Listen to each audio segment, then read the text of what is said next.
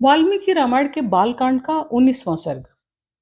विश्वामित्र के मुख से श्री राम को साथ ले जाने की मांग सुनकर राजा दशरथ का दुखित एवं मूर्छित होना। विश्वामित्र जी की बात और प्रतिज्ञा की याद। विश्वामित्र जी महाराज दशरथ के उदार व्यवहार की खूब प्रशंसा करते हैं। वे कहते हैं कि आप जैसे महान राजा और महर्षि वशिष्ठ के शिष्य ही ऐसा उदार वचन दे सकते हैं। इसके बाद वे मुख्य मुद्दे पर आते हैं और कहते हैं, राजन, आपने मुझे जो भी मदद मांगने का वचन दिया है, अब उस प्रतिज्ञा को पूरा करने का समय आ गया है। यज्ञ में विघ्न और विश्वामित्र की मजबूरी।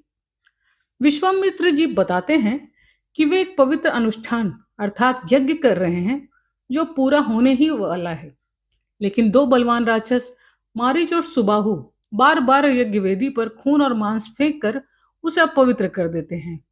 वे स्वयं उन्हें भस्म क्यों नहीं करते? विश्वामित्र जी कहते हैं कि यज्ञ के नियमों में बंधे होने के कारण वे क्रोधित नहीं हो सकते और ना ही किसी को श्राप दे सकते हैं। अगर वे क्रोध करेंगे तो उनका सारा तपोबल नष्ट हो जाएगा। श्री राम की मांग। विश्वामित्र जी की राजा दशरथ से कहते हैं, आप अपने बड़े पुत्र श्री राम को मुझे 10 दिनों के लिए दे दीजिए।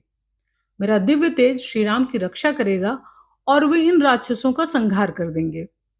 वे राजा दशरथ को ढठास बंधाते हैं कि श्री राम के सामने वे राक्षस टिक नहीं पाएंगे, इसलिए चिंता की कोई बात नहीं है।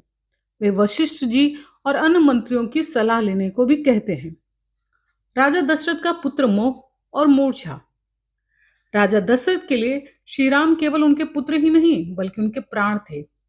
जब उन्होंने सुना कि महर्षि विश्वामित्र उनके सुकुमार बालक श्री राम को भयानक राक्षसों से लड़ाने के लिए ले जाना चाहते हैं, वे पुत्र वियोग के भय से बुरी तरह डर गए।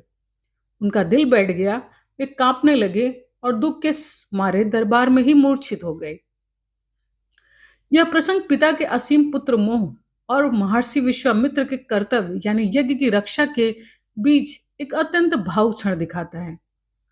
मिलते हैं अगले सर्ग में।